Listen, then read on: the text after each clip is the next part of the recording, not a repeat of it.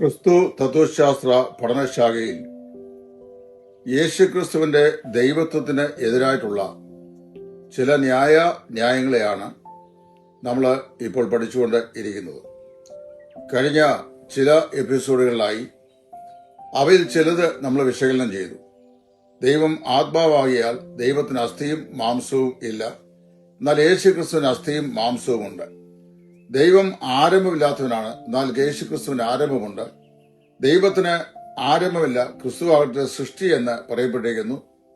പിന്നെ ദൈവം മനുഷ്യനെന്ന് ഹോശിയ 11:9 പറയുമ്പോൾ യെഹെസ്കേൽ 29 ദൈവം മനുഷ്യൻ ദൈവമല്ലെന്ന് വ്യക്തമായി പറയുന്നു. ഇങ്ങനെയുള്ള ന്യായങ്ങൾ നമ്മൾ ദൈവവചന അടിസ്ഥാനത്തിൽ ചിന്തിച്ചുകൊണ്ടിരിക്കുകയായിരുന്നു. ഇന്ന് പഠിക്കാൻ പോകുന്നത് ക്രിസ്തു ദൈവമെങ്കിൽ എങ്ങനെയാണ് യേശു ക്രിസ്തു ദൈവത്തെ പിതാവേ എന്ന് സംബോധന ചെയ്തത്. യോഹന്നാൻ 20:17, മത്തായി 27:46. നമ്മുടെ കർത്താവായ യേശു ക്രിസ്തുവിന്റെ ഐഹിക നാളുകളിലെ ശുശ്രൂഷയിൽ പലപ്പോഴും ദൈവത്തെ പിതാവേ എന്ന യേശു ക്രിസ്തു അഭിസംബോധന ചെയ്തിട്ടുള്ളതായിട്ട് നമ്മൾ വായിക്കുന്നുണ്ട്. ഇവിടുത്തെ ന്യായമായ ചോദ്യം, യേശു ക്രിസ്തു ദൈവമാണെങ്കിൽ പിന്നെ എന്തിനാണ് ദൈവത്തെ പിതാവേ എന്ന് യേശു ക്രിസ്തു സംബോധന ചെയ്തത് എന്നുള്ളതാണ്. വളരെ രസകരമായ ചോദ്യം, ശരിയല്ലേ? യേശു താൻ തന്നെ ദൈവമാണെങ്കിൽ പിന്നെ എന്തിനാ യേശു ദൈവത്തെ പിതാവേ എന്ന് വിളിക്കുന്നത്? അപ്പൊ അങ്ങനെയാണെങ്കിൽ യേശു ക്രിസ്തുവിനും പിതാവായ ഒരു ദൈവം ഉണ്ട് എന്നും അപ്പൊ താന് പിതാവായ ദൈവത്തോട് സമനല്ല എന്നുമുള്ള ഒരു തെറ്റായ ചിന്താഗതി ചില വ്യാഖ്യാതാക്കളുടെ മനസ്സിൽ വരുന്നുണ്ട്. ഇതിനുള്ള മറുപടിയാണ് ഇവിടെ ഞാൻ പറയാൻ ആഗ്രഹിക്കുന്നത്. മനുഷ്യനായ ക്രിസ്തു ദൈവത്തെ പിതാവ് എന്ന് വിളിക്കുന്നു. കാരണം അറിയാമോ, യേശു ക്രിസ്തു ഈ ഭൂമിയിൽ മനുഷ്യനായി അവതരിച്ചത് മുതലാണ് കർത്താവായ യേശു ക്രിസ്തു ദൈവത്തെ പിതാവ് എന്ന് വിളിക്കുന്നത്. അല്ലെങ്കിൽ പിന്നെ ക്രിസ്തുവിനെയും പിതാവ് എന്ന് സംബോധിക്കുന്ന വചനമാണ് നമുക്ക് കാണുവാൻ സാധിക്കുന്നത്. ഉദാഹരണം പറഞ്ഞാൽ യെശയ്യ 9:6 അവിടെ വായിക്കുമ്പോൾ നമുക്ക് ഒരു ശിശു ജനിച്ചിരിക്കുന്നു, നമുക്കൊരു മകൻ നൽകപ്പെട്ടിരിക്കുന്നു, ആധിപത്യം അവന്റെ തോളിലേക്കും, അവന് അത്ഭുതമന്ത്രി, വീരനാം ദൈവം, നിത്യപിതാവ്, സമാധാന പ്രഭു എന്ന പേർ വിളിക്കപ്പെടും. അവിടെ ജനിപ്പാനിരിക്കുന്ന ശിശുവിനെ കുറിച്ചാണ് നിത്യപിതാവ് എന്ന് പറഞ്ഞിരിക്കുന്നത്. കാരണം പിതാവായ ദൈവവും പുത്രനായ ദൈവവും പരിശുദ്ധാത്മാവായ ദൈവവും സർവശക്തിയുള്ള നിത്യനായ ദൈവമാണ്. അതുകൊണ്ടാണ് ആ നിലയിൽ അത് പറഞ്ഞിരിക്കുന്നത്. എന്നാൽ കർത്താവായ യേശു നിത്യനായ ദൈവപുത്രൻ എന്നുള്ള നിലയിൽ അവന് ആയിരിക്കുകയും ഭൂമിയിലേക്ക് വന്ന് മനുഷ്യത്വം സ്വീകരിക്കുകയും ചെയ്ത് മനുഷ്യനായി ജനിച്ചു കഴിഞ്ഞപ്പോൾ അവൻ ദൈവത്തെ പിതാവ് എന്ന് വിളിക്കുന്നു. മനുഷ്യനായ ക്രിസ്തു ദൈവമായ ദൈവത്തെ പിതാവ് എന്ന് വിളിക്കുകയാണ്. എബ്രായർ 1:8 പിതാവായ ദൈവം യേശു ക്രിസ്തുവിനെ ദൈവം എന്നും വിളിച്ചിട്ടുണ്ട്. എബ്രായർ 1:8 വായിക്കുമ്പോൾ അവിടെ നമ്മൾ വായിക്കുന്ന എങ്ങനെയാണ്?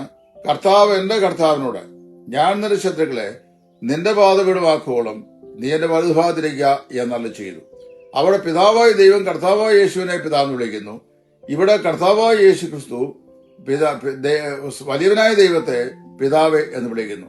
ഇതിനകത്ത് ഏതെങ്കിലും ഒരു വചനവിരുദ്ധതയോ അല്ലെങ്കിൽ ദൈവതത്വശാസ്ത്രത്തിൽ ഏതെങ്കിലും വൈപരീത്വം ഉള്ളതായിട്ട് എനിക്ക് തോന്നുന്നില്ല. കാരണം അറിയാമോ, പിതാവും പുത്രനും പരിശുദ്ധാത്മാവും കൂടെ ചേർന്നാണല്ലോ ഏക ദൈവം. ആ ത്രിത്വത്തിലെ അഡ്മിനിസ്ട്രേറ്റീവ് അതോറിറ്റി ഒന്നാമനാണ്. അതുകൊണ്ട് അവനെ പിതാവ് എന്നുള്ള പേരിൽ വിളിക്കുകയാണ്.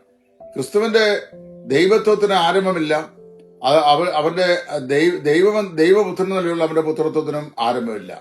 ആരംഭമുള്ളത് മനുഷ്യനായ ക്രിസ്തുവിന്റെ മനുഷ്യത്വത്തിനാണ്.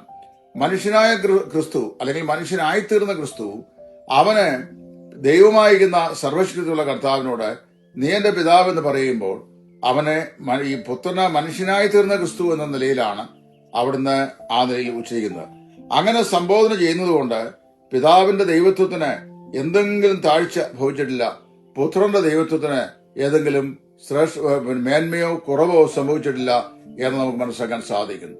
അവിടുന്ന് നിത്യനായ ദൈവത്തിന്റെ നിത്യനായ പുത്രനാകിയാൽ നിത്യനായ ദൈവത്തെ നിത്യനായ പിതാവ് ആയി അവൻ കാണുന്നു, നിത്യനായ പുത്രനെ നിത്യനായ പുത്രനായി പിതാവും കാണുന്നു.